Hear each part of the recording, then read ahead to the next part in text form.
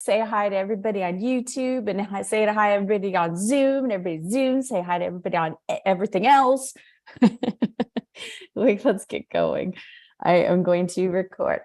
We are day three of the challenge. So I am so happy that all of you are here. If you haven't joined our energy vortex in this awesome community, go to christywhitman.com/vortex.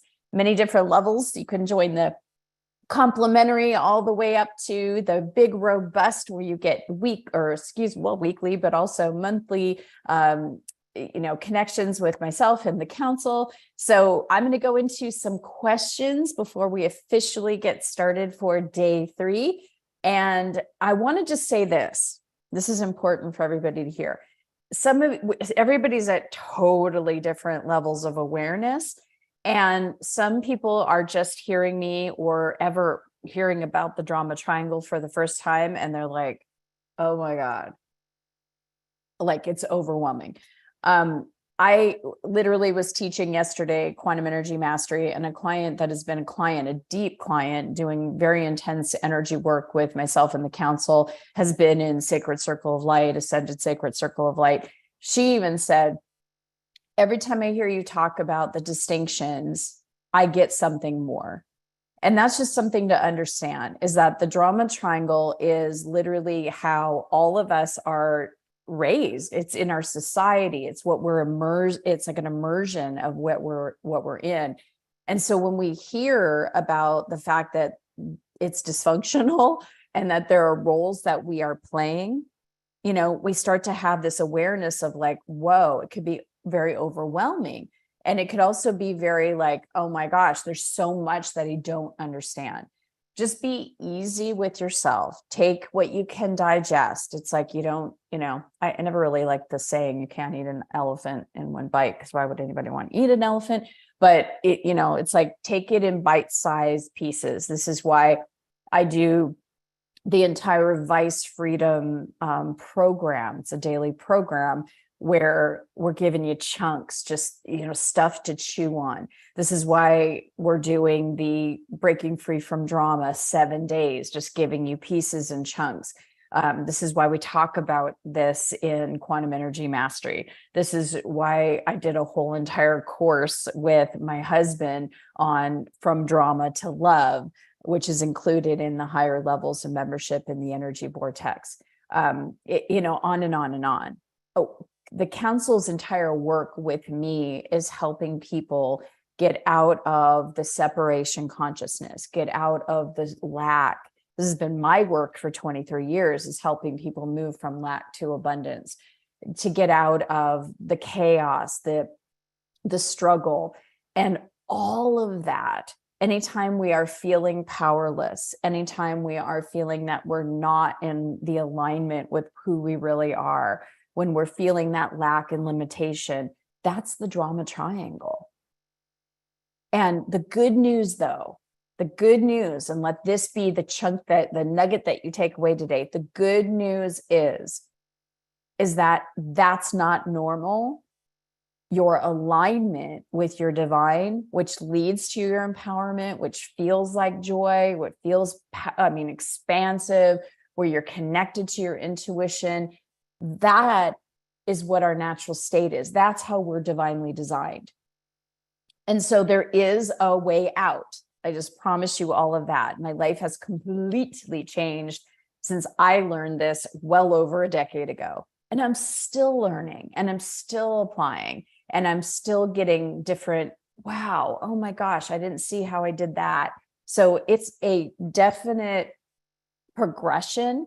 And what this client said to me yesterday was, I still get something each and every time. I still learn something. So having this awareness is important, and giving yourself compassion instead of judging, or, saying, oh my God, why didn't I know this 20 years ago? Why didn't I know this 50 years ago, right? Give yourselves the honoring and the acknowledgement that you're here, that you're willing to learn a different way of being. Because being in drama, chaos, struggle, lack, limitation, that's not us being in our, highest form, if you will. And yet all of us go there. As the council said, most people live over here in struggle and drama, and they might have a moment of joy or a moment of empowerment. Well, it's our focus and our intention to get everybody over here. So you're living in that space of empowerment. You're living in that space of joy with maybe a moment of frustration or a moment of anger, with the tools and the processes to master your energy, to then live in the circle of love, to live in expansion and alignment. So I know there has been many questions that have come in. There's one that was brought into the energy vortex. Again, if you haven't joined, it's christywhitman.com/vortex. Donna posted, I often switch roles. Yes, we do that. There's 3 roles. That's what this video, or last night's video, was all about. Really diving into, there's the rescuer, the persecutor, and the victim. And we switch roles all the time. She said, lately with my son, it's been the persecutor. And although I don't say anything to him, it's still the thoughts I have about his decisions and choices that he's making. See, great insight. Because a lot of times we think, especially when we're learning about this, that I've been a persecutor, meaning I told the person, hey, you shouldn't do that, or, you should know better, or it's your fault, or you're the one to blame. It's silently within ourselves. We could not even say a word, right? And many times we could, bite our lip and not say anything to the person and judge them and think that's not what you should be doing, and feel like we're persecuting them, but silently to ourselves. It's all vibration. So whether we're speaking it out loud to another person or we're thinking those thoughts inside of ourselves, our relationship with everyone, this is why in August, we're doing loving and supportive relationships, because we're in relationship with everyone and everything. And that relationship starts inside of ourselves. Even the thoughts that we think that we may never utter to another person, as we're judging and criticizing them inside of ourselves, although we maybe wouldn't say those things to them, that's creating the relationship, right? And she says, I find it frustrating as he gets caught as the victim by these choices. And then we don't get a chance to see or talk often. I let him make decisions and hope he learns from them along the way. I'm hoping to share this knowledge when we get together soon. Again, it's, yes, you can share this knowledge, but it's about you coming clean within yourself so that you are, as the whatever role the relationship is, as the mother to a son in this situation, you are finding compassion within yourself. Ooh, that doesn't feel good. I had a conversation with my son yesterday as I was driving back from a movie that he went with someone, and he was upset and he was tearful and crying. And I just rubbed him and I touched his head and I just said, I'm so sorry, honey. And, just was caressing him, and I was giving myself compassion that I had to watch my son, have a hurt heart. And I was disabled. He was receiving my compassion, my compassionate touch. And I didn't try to make it better for him. I didn't try to rescue him. And that's the other question that's coming. Yes, you can be a loving individual and you can show care and concern and you can show compassion. But here's the difference. I get all choked up. Instead of me saying to him, it'll be okay, all things are going to work out, don't feel that way, well, it'll turn, it'll be different, this is what you should do. That's rescuing. And it would have made what he was going through and him feeling his emotions harder. It would have been harder for him. And a lot of times, if I was not aware of, I was not aware to how to process my own emotions. My emotions are, seeing him have a bad experience or becoming aware of something that didn't feel good. But a lot of times I would project my own, because I'm uncomfortable. I would want him to be better so that I could feel better. That's the drama triangle. I allowed myself as a mom to feel compassion that I'm witnessing my son go through this. And as loving as I could, I allowed myself to just touch him and, go like this and caress him as I'm driving. I didn't say a word. I didn't say, oh, it'll get better. And I did say a word. I said, I'm so sorry, baby.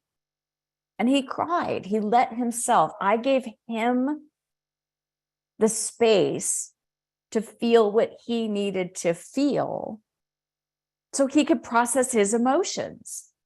Well, I stayed in my own space, feeling compassion, being loving. Now, in that situation, if I was to reach over to him and touch his head and say, oh, baby, and he's like, Mom, don't touch me, or I'm okay. Don't do that. I would have just given myself compassion. Let him have his space to process what he needed to process. The biggest thing inside the drama triangle, and this is where we rescue, is that we want to make it better for other people because we're kind human beings, but we do that by trying to process their energy. This is why empaths, a lot of times, we take on the energy of others so that they don't have to feel it. Right? Even that question from Donna, or that statement from Donna, he's got free will.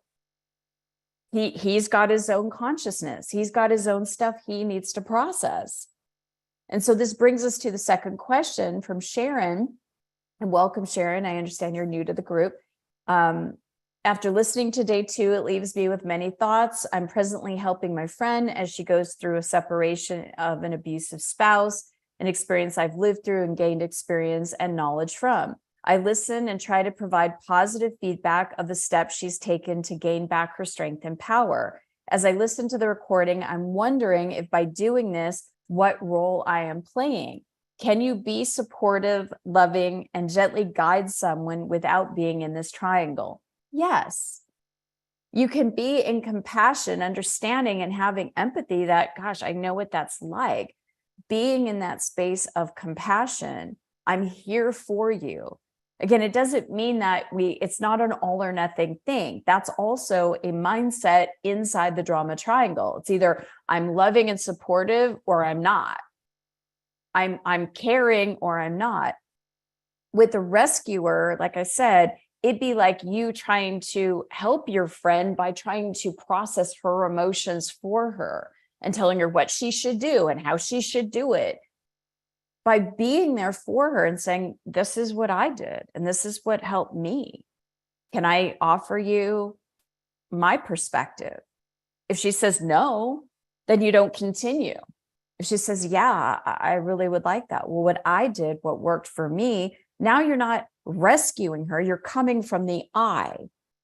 You're not saying you should do this and you should do that and you should leave this guy and you should live here and you should go there. That's rescuing. And those are the distinctions.